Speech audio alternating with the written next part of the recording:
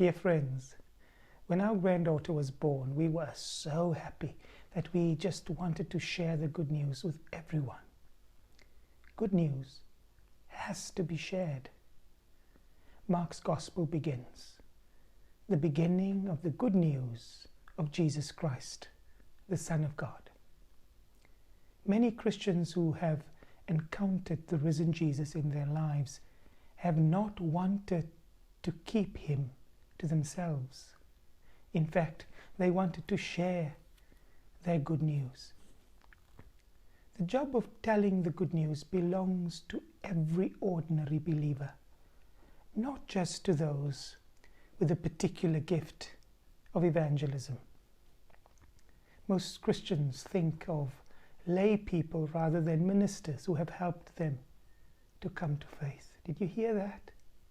Most Christians think of lay people rather than ministers who've helped them to come to faith. But for many of us, speaking to others about Jesus can be a very challenging experience. In the light of this, I want to encourage you to make use of the Talking Jesus resource for this purpose. I hope that small groups and churches will use this resource to help facilitate conversations about faith sharing. Please speak to me if you need help with that.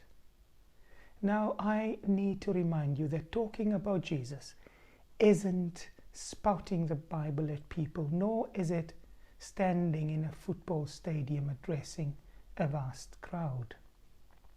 For most of us, it's speaking about God in a way that makes sense to people, whether in the pub or over the kitchen table, as much as in religious settings such as Sunday worship. It's about every Christian having the confidence to talk about God and what a difference their faith in God makes to their lives. It's about helping people to see why Christian faith and the reign of God matter in their own lives today. Now, friends, this usually takes time. It's a process, not a one-off event. I passionately believe that God has called all of us to speak, live, and listen for the good news of Jesus Christ in the world. We are all called to be messengers who bring good news. Good news, after all, needs to be shared. Michael Harvey quoted a survey recently which showed that 70% of people responded positively to the question, has God nudged you to invite someone to church? He calls this the church's greatest missed opportunity.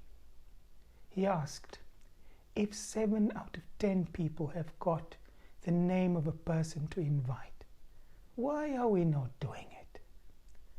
I recommend to you the resources by Michael Harvey of National Weekend of Invitation.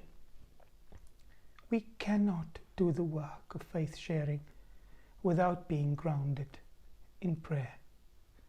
The circuit prays together every Wednesday evening. I want to encourage you to please find out the details from the office and join us for that. I'm personally hoping to offer at least one prayer teaching event per quarter to enable corporate prayer, but also to teach different ways of prayer. Please watch out for details about this.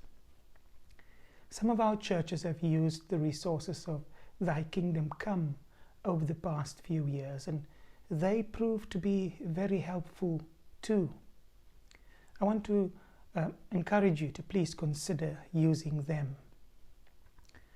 Friends, I am excited about sharing our faith together, about inviting people to church, and about praying together.